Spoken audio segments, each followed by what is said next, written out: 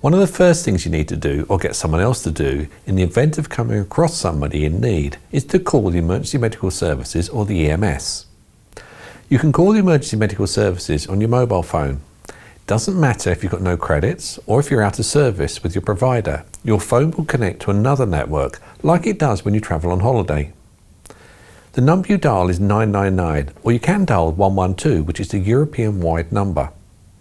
When you dial the EMS, tell them what service you're required, what's happened, and the exact location of where you are.